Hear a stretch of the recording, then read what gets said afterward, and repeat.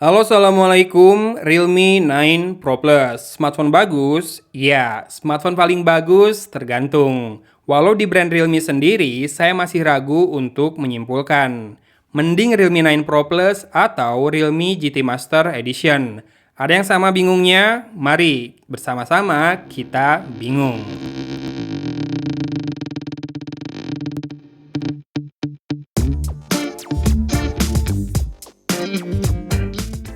Biar nggak kelamaan bingung, kita lihat spek versus price aja dulu kali ya. Harganya 5 jutaan di lapak online dan jarang yang jual versi atau varian storage 128 GB. Kebanyakan mesti jualnya yang 256 GB. Dapat RAM 8 GB, layar 6,43 inci, Super AMOLED 90 Hz dengan in-display fingerprint scanner dan juga punya stereo speaker yang bunyinya seperti ini.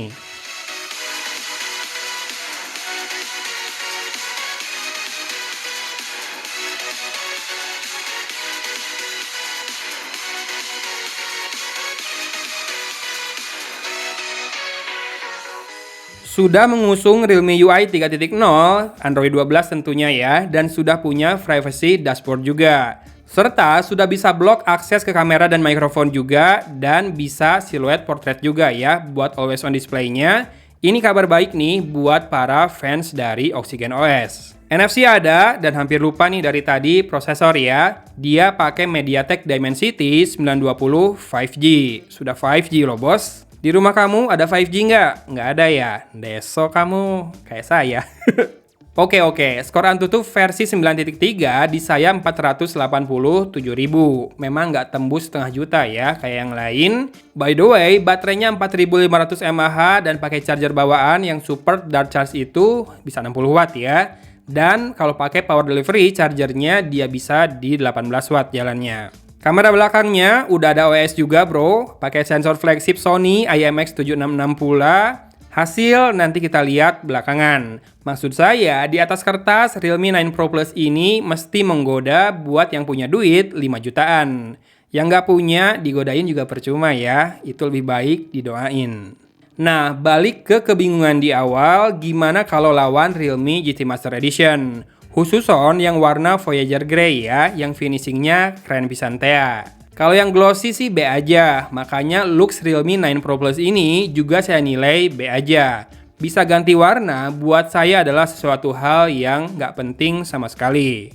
Tapi nggak tahu ya, buat anak muda, saya kan udah bapak-bapak. Cuma kalau pada ngeledekin dagunya tebel, itu sih masalah estetika aja ya, karena sejatinya fungsinya adalah buat tempat swipe up ya. Tapi yang jelas saya merasa kok komen kayak gini tuh jadi template di beberapa smartphone yang baru rilis. Kalau di sepak bola itu artinya ada orang dribble, kita nggak bisa dapat bolanya, itu orang yang kita cegat. Nah ini nggak bisa ledek speknya, dagunya yang diledek. Bit karbit.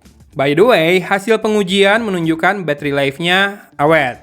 Tanpa wifi, banyak idol banget bisa bertahan 44 jam dengan screen on time yang memang cuma 2 jam ya, karena sayanya lagi sibuk. Pakai wifi dan masih dalam kondisi idle juga bisa bertahan 55 sampai dengan 73 jam dengan screen on time maksimal sekitar 3 jam.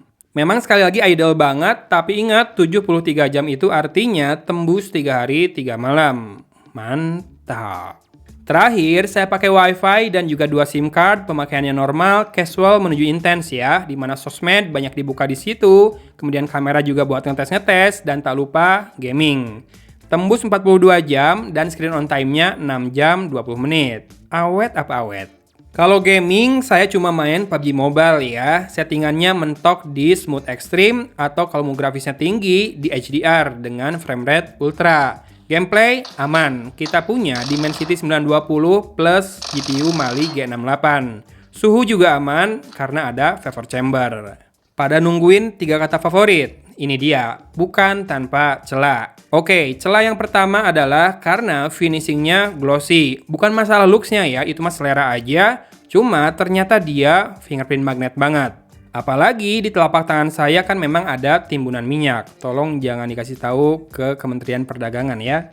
Celah kedua ada di Realme UI, khususnya di Always On Display-nya yang masih suka nggak sesuai jadwal ketika mulai menyalanya. Misal saya schedule buat mulai dari jam 4 subuh, jam 5 saya cek masih belum menyala juga. Dan ketiga, ini masalah umum sih di beberapa smartphone brand sebetulnya, yaitu ketersediaan aksesoris, yaitu casing maupun tempered glass yang branded. Coba aja cari buat Realme ini kayaknya susah banget.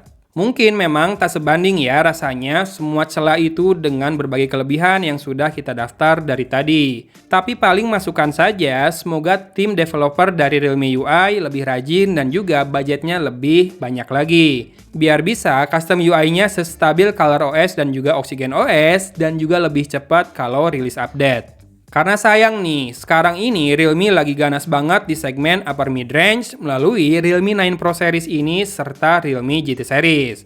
Dan buat kameranya, saya lihat memang sensornya oke punya.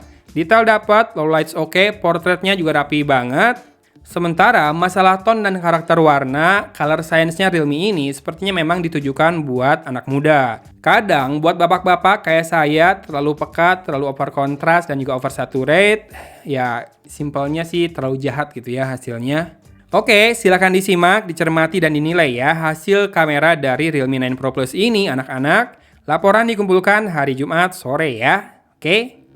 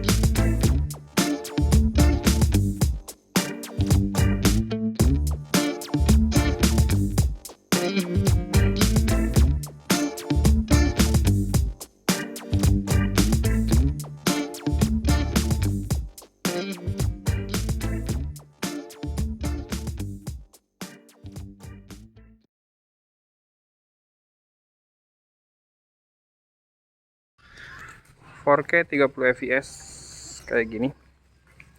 Ini pegang satu tangan. Warnanya bagus, hidup. Memang lagi cerah banget harinya. Stabilisasi silahkan disimak sama audionya juga ya. Full HD 1080p 30 fps.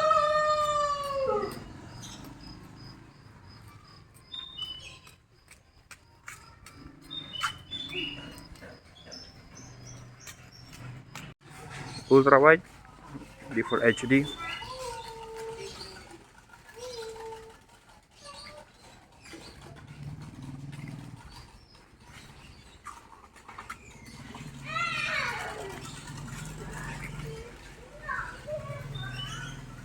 Zoom 2 kali.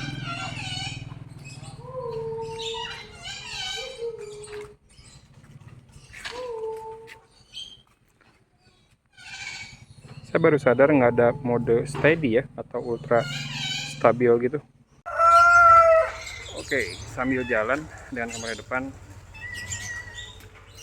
Iya, saya baru sadar kalau di Realme 9 Pro Plus ini rekaman videonya nggak ada ultra stable gitu atau ultra steady. Tapi gimana kayak gini? Komen ya. Kabar baiknya, buat IG Story udah lumayan banget ya kameranya, dan saya rasa ini sudah dimulai dari sejak Realme GT Master Edition. Nah, ada yang sadar nggak dari tadi?